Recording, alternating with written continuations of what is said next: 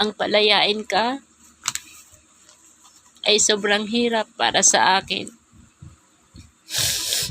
Pero gusto kong malaman mo, sa sobrang saya na nakilala kita,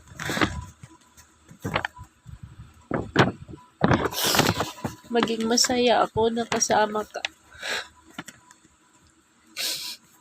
At habang buhay ko yan, ipagpasalamat.